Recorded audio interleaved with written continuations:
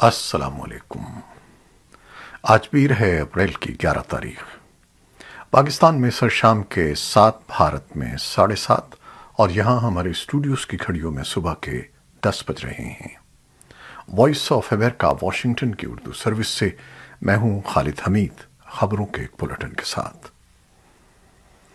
پاکستان میں سابق وزیر اعظم عمران خان کے خلاف تحریک عدم اعتماد کامیاب ہونے کے بعد پی ڈی ایم کی جانب سے مشترکہ امیدوار محمد شہباز شریف 174 ووٹ لے کر ملک کے 23ویں وزیر اعظم منتخب ہو گئے ہیں۔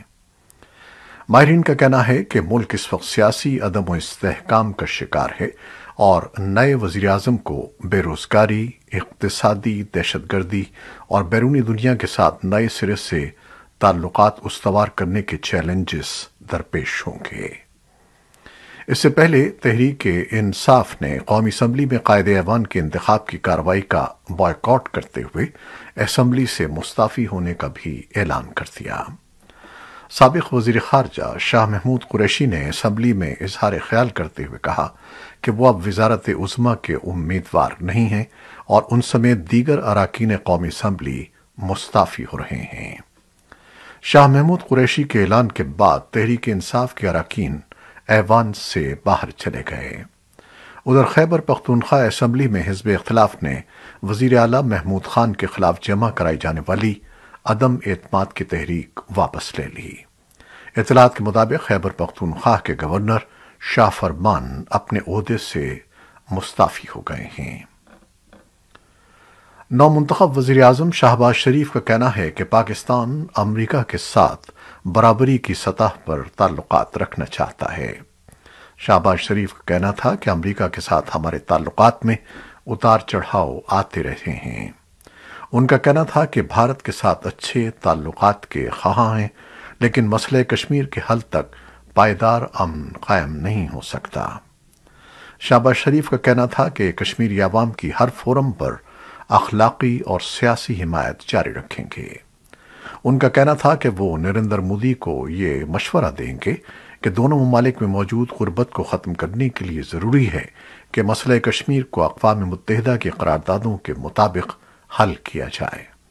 شہباز شریف کا کہنا تھا کہ پاکستان متحدہ عرب امارات، قطر اور سعودی عرب سمیت تمام خلیجی ریاستوں کے ساتھ اچھے تعلقات کا خواہاں ہے۔ ان کا کہنا تھا کہ افغانستان میں حالات خراب ہوئے تو اس کا اثر پاکستان پر بھی پڑے گا۔ شہباز شریف کا کہنا تھا کہ افغان عوام کی بہتری کے لیے ہر فورم پر آواز بلند کرتے رہیں گے۔ اتوار کی صبح قومی اسمبلی میں تحریک عدم اعتماد کے ذریعے عمران خان کی حکومت کے خاتمے کے بعد پارٹی کے سپورٹرز نے رات گئے کئی شہروں میں احتجاج اور عمران خان سے اظہار یکجہتی کیا۔ کراچی، لاہور اور پشاور میں ہونے والے بڑے مظاہروں کے شرکاء نے حزب اختلاف کے ساتھ ملک کی طاقتور فوج اور عدلیہ پر بھی تنقید کی اور انہیں بھی حکومت کو ہٹانے کا ذمہ دار قرار دیا۔ تقریباً 3.5 سال اقتدار میں رہنے اور اس دوران کئی انتخابی وعدوں پر عمل درآمد نہ کرنے کے باوجود شہری علاقوں میں لوگوں کی بڑی تعداد میں پارٹی کی حمایت میں نکلنے پر بعض تجزیہ کاروں کا کہنا ہے کہ تحریک انصاف کی عوامی حمایت میں اصل کردار عمران خان ہی کی شخصیت کا ہے، جس کا اثر اب بھی لوگوں میں بہرحال موجود ہے۔ تاہم ابھی یہ دیکھنا باقی ہے کہ کیا اس سے آنے والے انتخابات میں کوئی فرق پڑے گا یا نہیں۔ تجزیہ کاروں کے خیال میں اس کا انحصار شہباز شریف کی قیادت میں قائم ہونے والی حکومت کی کارکردگی پر بھی ہے، جسے معیشت سمیت کئی سیاسی چیلنجز کا سامنا ہوگا۔ پاکستان میں اتوار کے روز وزیر اعظم عمران خان کے خلاف تحریک عدم اعتماد کامیاب ہونے اور سیاسی غیر یقینی میں کمی آنے کے بعد آج بازار حصص میں بھی تیزی دیکھی گئی۔ کاروباری ہفتے کے پہلے روز ہی پاکستان اسٹاک مارکیٹ میں اب تک 1500 پوائنٹ سے زائد کا اضافہ ریکارڈ کیا جا چکا ہے اور مارکیٹ اس وقت 45,000 پوائنٹ سے بھی بلند دیکھی جا رہی ہے، جبکہ مارکیٹ کے حجم میں ایک ہی روز میں 3% سے زائد کا اضافہ دیکھا گیا ہے۔ یہ اضافہ 16 ماہ بعد ایک ہی روز میں ہونے والا سب سے بڑا اضافہ کہا جا رہا ہے۔ دوسری جانب شرح سود میں اضافے اور سیاسی منظرنامہ بہتر ہونے کی وجہ سے ملک میں امریکی ڈالر کی مانگ میں بھی کمی آئی ہے، جس سے پاکستانی روپے کی قدر میں بھی مسلسل بہتری دیکھی جا رہی ہے۔ انٹر بینک میں اس وقت ایک امریکی ڈالر کی قیمت 183 روپے 25 پیسے ہو گئی ہے۔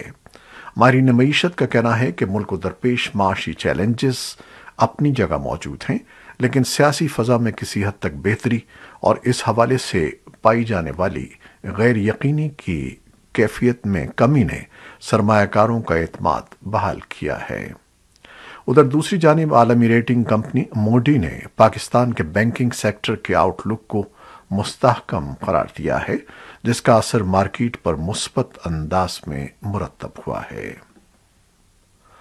پاکستان میں عمران خان کی حکومت کے خاتمے اور پاکستان مسلم لیگ نون کے صدر شہباز شریف کے وزیر اعظم کے منصب پر فائز ہونے پر بھارت اسلام آباد، راولپنڈی اور لاہور میں ہونے والی سرگرمیوں کا بغور جائزہ لے رہا ہے اور محتاط اندازوں میں رشتوں میں بہتری کی امید کر رہا ہے۔ نئی دہلی کے تجزیہ کاروں اور ذرائع ابلاغ کا کہنا ہے کہ پاکستان میں اقتدار کی تبدیلی سے بھارت اور پاکستان کے درمیان سفارتی سرگرمیوں کا آغاز ہو سکتا ہے اور اس تبدیلی کے دور رس اثرات مرتب ہو سکتے ہیں۔ سابق سفارتکار جے کے ترپاٹھی نے وائس آف امریکہ سے گفتگو میں کہا کہ دونوں ملکوں کو چاہیے کہ وہ بڑے مسائل کو الگ رکھ کر پہلے بحالی اعتماد کے چھوٹے چھوٹے اقدامات کریں۔ وہ اس پر بھی زور دیتے ہیں کہ دونوں ملکوں کے سفارت خانوں میں عملے کی تعداد کو مکمل کیا جانا چاہیے۔ اور اب یوکرین اور روس جنگ کے بارے میں تازہ ترین صورتحال۔ روسی افواج نے اتوار کے روز مشرقی یوکرین میں حملے کیے اور ایک اسکول اور رہائشی عمارتوں پر گولہ باری کی۔ مقامی علاقے لوہانسک کے حکام نے اطلاع دی ہے کہ رہائشیوں سے کہا گیا ہے کہ وہ دیر کیے بغیر علاقے سے نکل جائیں۔ اس کے علاوہ جنوب مشرقی یوکرین میں دنیپرو کے گورنر ویلنٹن رزنچینکو کا کہنا ہے کہ روسی افواج نے پورے علاقے میں اہداف کو نشانہ بنایا، جس میں ایک شخص زخمی ہوا۔ یوکرین کے حکام اور ریلوے کے ریاستی ادارے نے انخلا کے نئے راستوں کا اعلان کیا ہے، لیکن انہوں نے جمعے کو ایک ریلوے اسٹیشن پر روسی میزائل حملے میں 52 افراد کی ہلاکتوں کا حوالہ دیتے ہوئے ان خدشات کا اظہار کیا ہے کہ روسی فوج شاید یوکرینی باشندوں کو ریل کے ذریعے علاقے سے فرار ہونے کی کوشش کرنے سے ڈرا رہی ہوگی۔ برطانیہ کی وزارت دفاع نے پیر کو کہا کہ روسی افواج نے مشرقی یوکرین کے ڈونیٹسک اور لوہانسک علاقوں پر گولہ باری جاری رکھی، جبکہ یوکرین کی افواج کئی حملوں کو پسپا کر رہی ہیں، جس کے نتیجے میں روسی ٹینک، گاڑیاں اور توپ خانے کا سامان تباہ ہو گیا ہے۔ وزارت کے ایک بیان میں روس کے ان گائیڈڈ بموں کے اس مسلسل استعمال کے بارے میں تشویش کا اظہار کیا گیا ہے۔ ان اندھدھند حملوں سے شہریوں کو زیادہ خطرات لاحق ہیں۔ اس تنازع نے یوکرین کے 44 ملین افراد میں سے ایک چوتھائی کو اپنے گھروں سے نکلنے پر مجبور کر دیا ہے۔ اقوام متحدہ کی رپورٹ کے مطابق 45 لاکھ سے زیادہ افراد ملک چھوڑ کر جا چکے ہیں۔ نیوزی لینڈ نے پیر کو اعلان کیا کہ وہ یوکرین کی جنگی کوششوں کے لیے مزید امداد بھیج رہا ہے، جس میں ایک فوجی ٹرانسپورٹ طیارہ اور 50 امدادی اہلکار شامل ہیں، تاکہ سامان کو یورپ میں تقسیم کے مراکز تک پہنچایا جا سکے، جہاں سے اسے یوکرین میں تقسیم کے لیے لے جایا جا سکتا ہے۔ یوکرین کے صدر ولادیمیر زیلنسکی نے متنبہ کیا ہے کہ روسی فوجی مشرقی یوکرین میں اور بھی بڑی کارروائیاں کریں گے، تاہم ان کی افواج تیار ہیں اور جوابی رد عمل آئے گا۔ زیلنسکی نے اتوار کو ایک ویڈیو خطاب کے دوران گفتگو کرتے ہوئے کہا کہ آنے والے دن 6 ہفتے سے جاری جنگ کی طرح ہی اہم ہوں گے۔ سی بی ایس ٹیلی ویژن کے پروگرام 60 منٹس کے ساتھ انہوں نے اتوار کی رات نشر ہونے والے ایک انٹرویو کے دوران یہ بھی کہا کہ یوکرین کی بقا کا انحصار اس بات پر ہے کہ امریکہ اسلحے کی ترسیل میں اضافہ کرے۔ یورپی یونین کے وزرائے خارجہ پیر کو روس کے خلاف پابندیوں کے ایک اور دور پر بات چیت کے لیے ملاقات کر رہے ہیں۔ ماسکو میں آسٹریا کے چانسلر کارل نہمر روسی رہنما ولادیمیر پوٹن سے ملاقات کر رہے ہیں، جو فروری کے آخر میں پوٹن کے یوکرین پر حملے کے آغاز کے بعد سے کسی یورپی رہنما کا ایسا پہلا دورہ ہے۔ صدر جو بائیڈن آج بھارتی وزیراعظم نریندر مودی کے ساتھ ورچوئل بات چیت کر رہے ہیں۔ ایسے میں جبکہ امریکہ کے پابندیوں کے ذریعے روس پر دباؤ ڈالنے کی کوشش کر رہا ہے، جس میں ملک کی توانائی کی کلیدی صنعت بھی شامل ہے، بھارت نے غیر جانبدارانہ موقف اپنایا ہے اور روسی تیل اور گیس کی خریداری جاری رکھے ہوئے ہے اور اقوام متحدہ کی انسانی حقوق کونسل سے روس کو معطل کرنے کے ووٹ سے بھی گریز کیا ہے۔ وائٹ ہاؤس کی پریس سیکریٹری جین ساکی نے اتوار کو ایک بیان میں کہا کہ بائیڈن اس میٹنگ میں یوکرین کے خلاف روس کی وحشیانہ جنگ کے نتائج اور عالمی خوراک کی فراہمی اور اجناس کی منڈیوں پر اس کے غیر مستحکم اثرات کو کم کرنے کے بارے میں تبادلہ خیال کریں گے۔ امریکی قومی سلامتی کے مشیر جیک سلیون نے امریکی نشریاتی ادارے ABC نیوز کو بتایا ہے کہ خفیہ معلومات سے اس بات کی نشاندہی ہوتی ہے کہ روس کی حکومت نے اعلیٰ ترین سطح پر یوکرین کی شہری آبادی کو نشانہ بنانے کا منصوبہ تیار کیا تھا۔ البتہ روس نے یوکرین پر حملوں سے متعلق منصوبہ بندی کے الزام کی تردید کی ہے۔ پوپ فرانسس نے اتوار کو مقدس ہفتے ایسٹر کا آغاز یوکرین میں جنگ بندی کے مطالبے کے ساتھ کیا تاکہ مذاکرات کے ذریعے امن کا موقع مہیا کیا جا سکے۔ پوپ نے رہنماؤں کو لوگوں کی بھلائی کے لیے کچھ قربانیاں دینے کی ضرورت کو اجاگر کیا۔ کووڈ وبا کے بعد پہلی بار سینٹ پیٹرز اسکوائر میں ہجوم کے ساتھ پام سنڈے ماس مناتے ہوئے پوپ فرانسس نے زور دیا کہ ایسٹر کے لیے جنگ بندی شروع کرتے ہوئے ہتھیار رکھ دیے جائیں، نہ کہ ہتھیاروں کو دوبارہ لوٹ کیا جائے اور لڑائی دوبارہ شروع کی جائے۔ انہوں نے کہا کہ حقیقی مذاکرات کے ذریعے امن تک پہنچنے کے لیے جنگ بندی کی ضرورت ہے۔ ایران میں افغان مہاجرین کے ساتھ ناروا سلوک کی اطلاعات کے رد عمل میں کابل میں خواتین سمیت متعدد افراد نے پیر کو ایرانی سفارت خانے کے سامنے احتجاجی مظاہرہ کیا۔ انہوں نے ایران میں افغان افراد کے خلاف ایسے واقعات کی روک تھام پر زور دیا۔ اسی دوران طالبان کے وزیر خارجہ امیر خان متقی نے اتوار کو کابل میں ایرانی سفیر بہادر امینیان سے ملاقات کی اور ایران میں افغان مہاجرین کے ساتھ ناروا سلوک پر تشویش کا اظہار کیا۔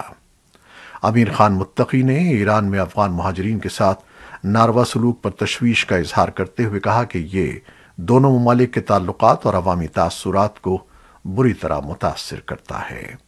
ادھر ایرانی سفیر نے کہا کہ امام علی رضا کے مزام پر چاقو کے حملے کے بعد بعض بدنیت حلقے منصوبہ بند ایجنڈے کے تحت دونوں دوست اور پڑوسی ممالک کے درمیان دشمنی پیدا کرنے کے لیے منفی پروپیگنڈا شروع کر رہے ہیں۔ اس حملے میں 2 علماء ہلاک اور 1 خادم زخمی ہوا۔ سابق صدر حامد کارزئی نے بھی ایرانی سفیر سے ملاقات کی اور ان سے سوشل میڈیا رپورٹس پر تبادلہ خیال کیا۔ سعودی عرب نے رواں سال 10 لاکھ افراد کو حج کی ادائیگی کی اجازت دینے کا اعلان کیا ہے۔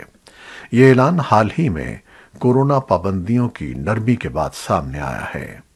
خبر رساں ادارے AFP کی رپورٹ کے مطابق سعودی عرب کی وزارت حج نے ایک بیان میں کہا کہ رواں سال 10 لاکھ ملکی اور غیر ملکی عازمین کو حج کی اجازت دی گئی ہے۔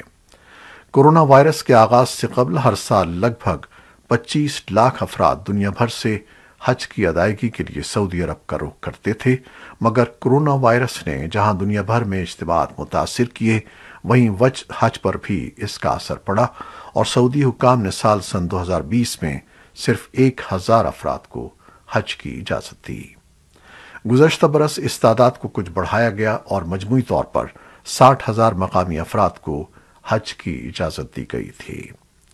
ان افراد کا انتخاب قرعہ اندازی کے ذریعے کیا گیا تھا۔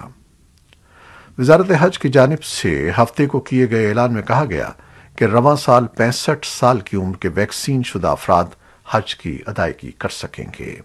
اس کے علاوہ بیرون ملک سے آنے والے افراد کے لیے ضروری ہوگا کہ وہ سفر سے 72 گھنٹے قبل تک کا منفی کورونا PCR ٹیسٹ جمع کروائیں۔ بیان میں کہا گیا ہے کہ حکومت دنیا بھر سے زیادہ مسلمانوں کی حج کی ادائیگی یقینی بنانے کے ساتھ ساتھ عازمین کا تحفظ چاہتی ہے۔ ایرانی سرکاری میڈیا نے اتوار کو رپورٹ کیا کہ ایرانی قانون سازوں نے سن 2015 کے جوہری معاہدے کی بحالی کے لیے شرائط طے کی ہیں، جن میں امریکی کانگریس کی طرف سے منظور شدہ قانونی ضمانتیں بھی شامل ہیں کہ واشنگٹن معاہدے سے الگ نہیں ہوگا۔ ایران اور امریکہ نے گزشتہ سال ویانا میں بالواسطہ بات چیت کی ہے تاکہ تہران اور عالمی طاقتوں کے درمیان سن 2015 کے جوہری معاہدے کو بحال کیا جا سکے، جس سے سابق صدر ڈونلڈ ٹرمپ سن 2018 میں الگ ہو گئے تھے۔ اس کے بعد ایران نے اپنے جوہری پروگرام میں پیش رفت کرتے ہوئے اس کی خلاف ورزی کی۔ مذاکرات اب تعطل کا شکار ہو گئے ہیں کیونکہ تہران اور واشنگٹن ایک دوسرے کو مورد الزام ٹھہرا رہے ہیں۔ ایران کے وزیر خارجہ حسین امیر عبداللہیان نے اتوار کے روز کہا کہ امریکی صدر جو بائیڈن کو ایران پر سے کچھ پابندیاں ہٹانے کے ایگزیکٹو آرڈرز جاری کرنے چاہیے تاکہ جوہری معاہدے کی بحالی کے لیے خیر سگالی کا مظاہرہ ہو۔ اور اب کورونا وائرس سے متعلق خبریں۔ شنگھائی نے کووڈ کے 11,000 سے زیادہ صحت یاب ہونے والے مریضوں کو ہسپتال سے فارغ کیا ہے، اور صحت کے حکام اس بات پر زور دیتے ہیں کہ لاک ڈاؤن کے باوجود انہیں گھر واپس جانے کی اجازت دی جانی چاہیے۔ لاک ڈاؤن نے چین کے سب سے بڑے شہر میں نقل و حرکت کو سختی سے محدود کر دیا ہے۔ شنگھائی ہیلتھ کمیشن کے ڈائریکٹر کا کہنا ہے کہ ان کے اہل خانہ کو ان کی فکر نہیں کرنی چاہیے اور نہ ہی ان کے ساتھ امتیازی سلوک کرنا چاہیے۔ نیو یارک شہر کے میئر ایرک ایڈمز کا کووڈ ٹیسٹ مثبت رہا ہے۔ میئر آفس کے پریس سیکریٹری فیبین لیوی نے ایک بیان میں کہا کہ ایڈمز اتوار کے روز خراب گلے اور آواز کے ساتھ بیدار ہوئے۔ ایڈمز نے PCR ٹیسٹ کرایا جو مثبت رہا۔ فیبین نے ایک ٹویٹ میں بتایا کہ ایڈمز نے پہلے ایک ریپڈ ٹیسٹ کرایا تھا جو منفی تھا، لیکن احتیاط کے پیش نظر اضافی ٹیسٹ کرا لیا تھا۔ ایڈمز میں کوئی دوسری علامات نہیں ہیں، لیکن انہوں نے ہفتے کے لیے تمام عوامی تقریبات منسوخ کر دی ہیں اور وہ اینٹی وائرل ادویات لے رہے ہیں۔ یہ تھیں وہ خبریں جو فیس بک لائیو پر ہم نے آپ کے لیے پیش کی۔ ہماری ویب سائٹ، یوٹیوب اور پوڈ کاسٹ پر یہ بلیٹن پوسٹ کر دیا جاتا ہے۔ آپ ہمارے بلیٹن کو شیئر کرتے ہیں اور اپنے کمنٹس میں اپنی محبتوں کا اظہار کرتے ہیں، جس کے لیے آپ کے ہم بے انتہا مشکور ہیں۔ خالد حمید کو اب اجازت دیجیے گا۔ اللہ حافظ۔